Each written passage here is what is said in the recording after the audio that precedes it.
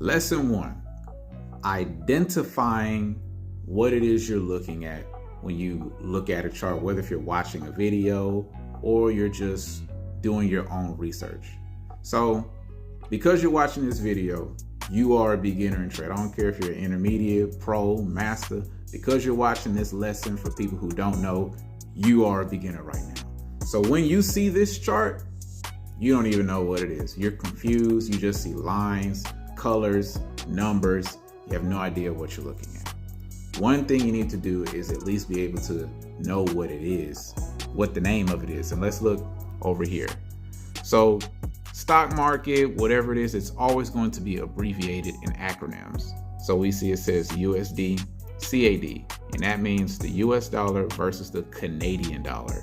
And we know that those are currencies. Since those are currencies, we know that this is a Forex market. Now, what does that mean? So because the US dollar is on the left side, that means when it's going up, that means the US dollar is gaining power over the Canadian dollar. Forex is putting two currencies, pairing them with one another, and basically you saying which one is going to gain strength over the other. So since the US dollar is on the left side, these green candles, when it goes up, that means the US dollar is gaining power over the Canadian dollar, and vice versa. Red candles.